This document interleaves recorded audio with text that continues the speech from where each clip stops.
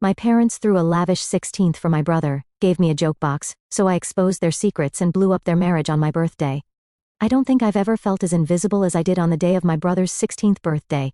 It wasn't just a birthday, it was like some kind of mega event that you'd expect for someone famous, not just some high school kid. The kind of thing that makes you question if you're really part of the family, or just a long-term house guest who's overstayed their welcome.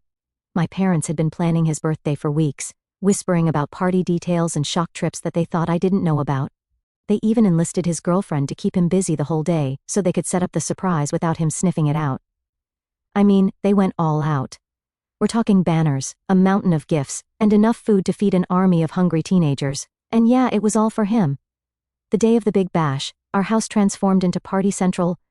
By 2 in the afternoon, our backyard looked like some festival ground. There were strings of lights hanging from every possible point, balloons bobbing in the breeze, and a playlist pumping through speakers that could probably be heard a block away. They even rented one of those fancy photo booths, complete with props and a custom backdrop that read, "Happy 16th, champ." I guess subtlety was off the menu. As the guests started arriving, I hung back, trying not to get in the way. It wasn't like I was needed for anything. My parents were buzzing around, playing the perfect hosts. Mom was all smiles, flitting from one group to another, making sure everyone had what they needed. Dad was manning the grill, flipping burgers like his life depended on it. And there, in the middle of it all, was my brother, the star of the show, laughing and soaking in every second of attention. He had friends over that I'd never seen before, people who came up to him with big grins and even bigger presents. They talked about games, girls, and all the stuff I guess normal teenagers talk about. Watching them, I couldn't help but feel a pang of something. Envy maybe, resentment, definitely. Later, as the sun began to dip below the horizon, and the backyard lights cast long shadows on the ground, the highlight of the party kicked in. A surprise unveiling of a brand new gaming console, the PS5. It was the one thing he hadn't stopped talking about since it was first announced, and there it was, in his hands, as he looked genuinely shocked for the first time that day. I remember thinking how nice it must be to be the one who always gets what they want, how it must feel to have our parents bend over backward to make sure you're happy. And there I was, just a spectator in my own home, clapping along and putting on a smile, trying to look like I was part of the celebration. When it was time for the cake, everyone gathered around, singing at the top of their lungs. My mom brought out this huge, elaborate cake, something straight out of a bakery show, with icing that matched the colors of his high school. My brother blew out the candles, everyone cheered, and for a moment, just a brief second, I saw my parents looking at each other with these big, satisfied smiles, like they'd pulled off the greatest thing ever. The party eventually wound down, and the guests started to leave, carting off their share of leftover food and memories. My brother, still buzzing from the excitement and probably the sugar, asked if he could crash at his friend's place for the night. I was in the kitchen pretending to help clean up, when I overheard my parents agree without a second thought. "Just be careful and have fun," Dad told him with a pat on the back. That simple exchange was a gut punch. Just like that, he was free to go off and continue his perfect day. Meanwhile, I was stuck at home, cleaning up after a party that wasn't even for me, knowing full well that kind of freedom was off limits in my case. The next morning my brother came home, his clothes reeking of booze, a crooked smile plastered on his face as he recounted his adventures to our parents, who just laughed it off. "Boys will be boys," I heard Dad chuckle, shaking his head. "Boys will be boys. But what about me? When did I get to be just a kid without the constant reminders that I wasn't as valued?" It was a question I'd asked myself a lot, but it stung a little more each time I thought about it, especially after seeing the lengths they'd gone to for him, compared to the complete indifference they showed for anything that mattered to me. My birthday was a couple of weeks away, and deep down, I knew better than to expect anything close to what my brother got. But still, part of me hoped, maybe this year would be different, maybe this year they'd surprise me. Spoiler alert, they did surprise me, but not in the way anyone would ever want. The thing about living in a house where you're treated more like an afterthought is that every day feels a bit like you're just trying to stay out of the way. It's not like I was expecting fanfare and applause just for existing, but you know, a little acknowledgement that I'm not just a piece of furniture would have been nice. Take mornings, for instance. Every school day, it was like a small battle just to get a decent breakfast. My brother, of course, had it different. Mom would make sure he had a hearty meal, eggs the way he liked, bacon crispy, and sometimes even pancakes if he was up early enough. Me? I was lucky if there were leftovers or, more often, just a cold bowl of cereal waiting on the counter. If the milk wasn't sour, I'd count it as a win for the day. And then there was the school drop-off. Dad would always drive my brother, saying it was on his way to work anyway. They'd chat about sports, what my brother was up to at school, his friends, the usual father-son stuff. Me? I walked, rain or shine, didn't matter. The school wasn't ridiculously far, but far enough that walking there every morning wasn't exactly a joy, especially during winter. Dad said it was good for my health, building character and all that. Funny how those character-building exercises never applied to my brother. Homework was another battlefield. My parents always had time to help my brother with his. They'd sit with him at the dining table going over math problems or helping draft his essays. If he was struggling, they'd sometimes stay up late, making sure he understood everything before his tests. Me? I learned pretty early that Google was going to be my tutor. Asking for help usually got me a figure it out. You're smart enough, or a can't you see we're busy. So, I did figure it out. Mostly on my own. And let's not even start on the extracurriculars. My brother was signed up for everything he showed the slightest interest in. Soccer, basketball, guitar lessons, you name it. They made sure he had a chance to explore it. They said it was about broadening his horizons and finding his passions. I asked once if I could join a drama club that met after school. The answer was a flat no. Something about not having the time to manage all those activities and how someone needed to be home to help with chores. Speaking of chores, guess who got the bulk of them? If you said me, you'd be right on the money. It was like I was the designated cleaner, dishwasher, and sometimes even cook. Especially if both parents were working late. My brother? Well, his job was to keep his grades up and stay out of trouble apparently. Everything else was too much of a distraction for his budding potential. Family outings were rare, but when they happened, they were all about what my brother wanted to do. Going to the movies meant watching whatever blockbuster action flick he was interested in. Eating out was choosing from his favorite restaurants. I can't remember a time when they asked me what I wanted to do or eat. It was like my preferences were just automatically sidelined. Even simple things like shopping for clothes turned into an ordeal. Shopping trips with my brother were these long, drawn-out affairs where my parents would fuss over him, making sure he got the trendiest outfits, the best shoes. When it came to me, it was always about being practical, choosing whatever was on sale and hurrying up because we didn't have all day. It wasn't just the big things, it was all these little moments that added up, making it clear that, in my parents' eyes, I just didn't measure up the same way my brother did. I tried not to let it get to me, tried to brush it off as just the way things were, but it's hard not to feel the sting of rejection from your own parents. I remember one evening, trying to talk to them about how I felt. I'd been gearing up for it all day, practicing in my head what I'd say. The living room seemed like neutral ground, so after dinner, I brought it up. I told them I felt like they didn't care about me as much as they did my brother. I can still hear the dismissive tone in my mom's voice as she told me I was being ridiculously dramatic, and that I should be grateful for everything I had. Dad didn't say much, just agreed with whatever Mom said and went back to watching TV. That conversation ended with me feeling smaller than I had before. It was a punch to the gut, realizing that my feelings were just another inconvenience to them. Nights were the hardest. Lying in bed, listening to the quiet of the house, I'd feel this hollow sensation in my chest. It was like I was mourning something I never really had. The warmth of a family that saw me as an equal member. I'd drift off to sleep on those thoughts, wishing for a different reality where I wasn't the second choice, the backup plan, or the afterthought. But wishes were just that, wishes. Reality was the bedroom I lay in, the house I walked through, and the family I lived with. And in that reality, I was always going to be the one looking in from the outside, trying to find a way to fit into a picture that seemed to have no place for me. Despite the clear favoritism my parents showed toward my brother, our relationship somehow managed to avoid the typical sibling rivalry. Maybe it was because he knew, deep down, how unfairly I was treated. Or maybe he just genuinely felt bad for me. Either way, he wasn't like the others. He didn't lord it over me that he was the golden child. Instead, he tried to make things right in small, subtle ways, ways that I couldn't help but appreciate. It started with the little things, like the time I mentioned offhandedly that I liked a certain band. I didn't think much of it, just a comment during dinner about a song I heard on the radio. But a week later, my brother handed me a CD, the band's latest album. He'd bought it with his own money, just because he remembered I liked them. It was a simple gesture, but it meant the world to me. It was proof that someone in the house was listening, someone cared about what I liked. Then there were the late-night snacks. I wasn't allowed to stay up late, unlike my brother, who seemed to have no curfew at all. But on nights when he knew I was up studying or just couldn't sleep, he'd sneak down to the kitchen and bring back a stash of snacks, chips, cookies, sometimes even a soda. We'd sit in my room, cross-legged on the floor, munching away as he told me about his day, the good parts and the bad. Those moments, those midnight confessions, they made me feel like I wasn't so alone in that house. And it wasn't just snacks or CDs. My brother had this way of including me that felt so natural, so brotherly. He'd invite me to hang out with him and his friends occasionally, even though I knew they weren't thrilled about having his younger sibling tag along. But he'd insist, "Come on, it'll be fun. You'll like my friends, they're cool." And sometimes I actually did have fun. I got glimpses of what it was like to be a part of his world, a world where I was welcomed and not just tolerated.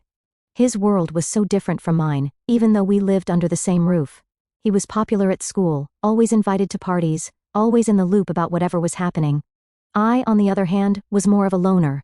I had a few close friends, but I wasn't part of any clique or group. I was just me, and most of the time that felt like it wasn't enough. Not for my parents, not for the cool kids at school, sometimes not even for myself. But my brother never made me feel like I was less. If anything, he went out of his way to make sure I got some of the experiences I was denied by our parents. Like the time I really wanted to go to a concert. It was a school night, and I knew my parents would never let me go. But my brother, he came up with a plan. He told them he was the one who wanted to go, that it was important for some school project. Of course, they said yes to him, they always did. And then he took me with him. We lied, said I was staying over at a friend's house. But really, we were at the concert, jumping and yelling to the music, just being normal teenagers for once. It was one of the best nights of my life, and it wouldn't have happened without him. He knew how much it meant to me, and he made it happen, even if it meant bending the rules a bit. That night, as we drove home with our ears still ringing from the music, I looked over at him and realized how lucky I was to have him as my brother. He might have been the favorite, but he didn't act like it. He acted like a brother should, protective, caring, and a little bit conspiratorial. Even with things as simple as sharing his gadgets and games, he was generous.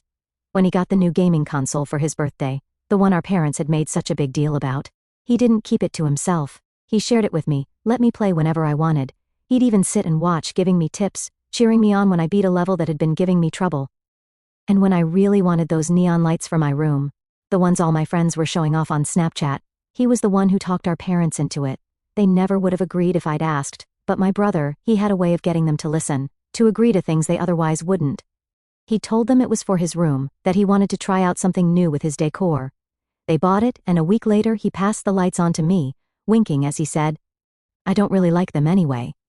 Too flashy for me." It's weird, having this dual life where, in one part, you're ignored, and in another, you're secretly supported by the very person who's given everything you're denied. It created this bond between us, a bond that was about more than just being siblings. It was about understanding each other's struggles, about supporting each other in the ways we could. Living under the same roof but in completely different worlds had been my reality for as long as I could remember. Sure, my brother threw me scraps of normalcy every now and then, like sharing his gaming console or sneaking me out to concerts. But those moments, as precious as they were, couldn't completely shield me from the bitterness that was brewing inside me. It was like every kind gesture from him was just a reminder of what I wasn't getting from my parents. Each act of sibling solidarity was just a patch on the gaping hole of neglect I felt from the two people who were supposed to care about me the most. It wasn't fair, and that unfairness began to ferment into something dark and heavy, a resentment that settled in the pit of my stomach, growing heavier with each passing day. The whole thing might sound petty to someone on the outside. I had a roof over my head, didn't I? Food on the table, clothes on my back. But it's hard to explain how deep the hurt goes, when the very people who brought you into this world treat you like you're a permanent guest in their lives, not a family member, and not just any guest, a tolerated one at best. As my 15th birthday approached, the weight of my parents' indifference was especially crushing. I was another year older, another year stuck in this emotional limbo, and I couldn't help but think back to my brother's 16th birthday. The big party, the laughter, the way our parents had looked at him with so much pride and joy. Would I ever get that from them? A part of me knew better than to hope, but there was another part, a stupid, stubborn part, that wanted to believe this year might be different. I remember lying in bed the night before my birthday, staring at the ceiling and listening to the quiet of the house. Everyone was asleep, but I was wide awake, my mind racing with a mix of hope and dread. What if they surprised me this year? What if they had something special planned and were just really good at keeping it a secret? Yeah, right, my inner cynic snorted at the thought. The morning of my birthday, I woke up with a nervous energy buzzing through me. I got dressed, my movements robotic, my thoughts scattered. I made my way downstairs, the smell of coffee and the sound of morning news drifting from the kitchen. My parents were there, acting like it was just another day. No happy birthday, no smiles, just the usual morning routine. I poured myself a bowl of cereal, the milk, thankfully not sour today, and sat at the table trying to gauge their moods. They seemed relaxed, chatting about some trivial thing or another. This was my moment. I decided I'd test the waters, see if they remembered, see if they cared. I was thinking, I started, my voice steady despite the jittery feeling in my stomach. Since it's my birthday, maybe I could go hang out with Jess after school. She planned something small, just a few friends. My mom looked up from her coffee, her expression unreadable. Oh, it's your birthday, right? Well, we thought about it. She trailed off, glancing at my dad. My heart skipped. They thought about it? That was more than I expected. I dared to hope, just a little. We got you something, my dad chimed in, his tone light. Maybe even a bit teasing. He got up and left the room, only to return a minute later with a large box wrapped in shiny happy birthday paper, my name scrolled across it in bold letters. My heart was pounding as he set the box down in front of me. This was it, they remembered, they did something. I tore into the wrapping, excitement bubbling up inside me, only to find another box, and then another. Each box smaller than the last, a Russian nesting doll game that left me more puzzled with each layer. Finally, the last box, small enough to fit in the palm of my hand, came into view.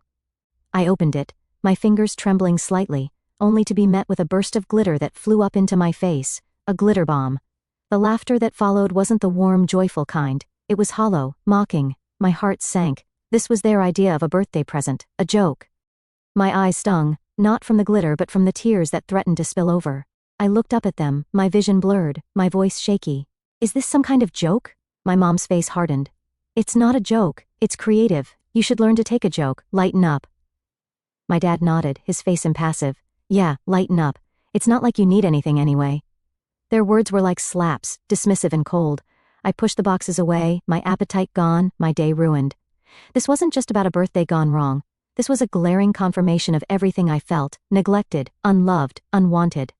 I stood up, my chair scraping loudly against the tile floor. Thanks for nothing, I muttered, my voice choked with emotion.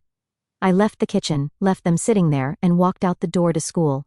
The walk to school was longer that day, or maybe it just felt that way because of the weight I was carrying. Each step was a reminder of the gap between me and my parents, a gap that seemed to widen with every birthday, every dismissed feeling, every moment of indifference. By the time I reached school, I had made a decision. I couldn't keep doing this, couldn't keep hoping for something that would never come. It was time to start thinking about revenge, about making them feel even a fraction of the pain they'd made me feel. Not today, maybe not tomorrow, but soon. I needed to protect myself, to fight back in whatever way I could, because if they weren't going to give me the love I deserved, maybe I could at least make them regret how they treated me. After the birthday disaster, my school day was a blur of anger and plotting. Each class was just background noise to the thoughts racing through my head. How could they? Why would they? The hurt from the glitter bomb fiasco was deep, but it sparked something in me, a fiery resolve I hadn't felt before. I was done being the victim. By the time the final bell rang, I had a plan. Not fully formed, maybe a bit reckless, but it was a plan nonetheless. I wasn't going to let them off the hook this time. They needed a wake-up call, and I was more than ready to be the alarm. Walking home, I rehearsed what I would say, how I would confront them. My heart pounded with a mix of nerves and excitement. This wasn't just about revenge, it was about claiming some respect, some acknowledgement of the pain they'd caused. I got home to find the house unusually quiet. My parents were both there, which was rare given their usually conflicting schedules. They were in the kitchen, looking like they were gearing up to start dinner, perfect timing. Hey, I started, my voice steady despite the butterflies doing acrobatics in my stomach. They both turned, surprise etched on their faces, probably not expecting me back so soon. We need to talk, I said, closing the door behind me with a click that sounded like a gunshot in the silence. They exchanged a look, a silent conversation that I wasn't privy to, but I didn't care. I was going through with this. What's on your mind? My dad asked, his tone cautious. I took a deep breath. This was it. I'm tired, I began, my words clipped. Tired of being treated like I don't matter, like I'm less important than him. I gestured vaguely upstairs, where my brother was probably holed up in his room. My mom's expression hardened. Here we go again? Always so dramatic. No, I cut her off, my voice sharper than I intended. Not this time. You don't get to dismiss me. Not today. I locked eyes with her, holding her gaze to show I meant business. I deserve better than a glitter bomb for my birthday. I deserve better than being an afterthought in my own home, and I'm sick of it, sick of all of it. The words tumbled out, fueled by every ounce of hurt and resentment I'd stored up over the years. There was a tense silence. Then my dad sighed, running a hand through his hair.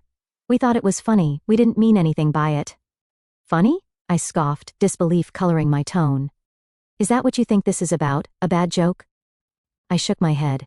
This is about how you treat me every day, how you've always treated me. My mom crossed her arms, defensive. We provide for you, give you everything you need. You're just ungrateful. Ungrateful? The word hit me like a slap. Ungrateful for what? Being ignored? Being second best? I laughed, bitter and hard. Yeah, I'm real ungrateful. The air was thick with tension, each of us caught in a standoff. I could see the confusion, maybe even a hint of guilt, in their eyes, but I wasn't done, not yet. And you know what? I continued, the words coming easier now. I've kept secrets too. Like the time I caught Mom kissing one of Dad's friends at my brother's basketball game. Remember that? I do. I watched the color drain from her face, watched as my dad's confusion turned to shock. What are you talking about? My dad asked, his voice low, dangerous. Oh, it happened, I said, my gaze cold. While you were both so busy being perfect parents to him, your wife was making out with another man. How's that for family values? My mom's mouth opened and closed, but no words came out. She looked to my dad, who was staring at her with an expression I couldn't quite read. And Dad, I turned to him, let's not forget the adult movies I found on the computer last week. Really educational stuff, you know, great for a school project. Now it was his turn to go pale. That's enough, he said, his voice tight. You have no right. I have every right, I snapped back. You made me feel like I have no place here, so why should I play nice? Why should I keep your secrets when you can't even remember my birthday? The room was spinning with accusations and hurt feelings, a toxic cloud that had been brewing for far too long. I had laid everything out, all the cards on the table, and it felt terrifying, exhilarating and terrifying. Then I laughed, like a maniac, and ran out of the house. I still remember the shocked expressions after what I said. Now I'm at school, and I'm really scared of going back home. Even though the thought of what they might do after I revealed those things is scary, my anger is still not satisfied, and I want to hurt them even more. Should I just not go back, or should I talk to my brother and ask his help? Maybe I should actually just go all the way and plot my revenge for all the times they treated me like I didn't matter, and just be done with it.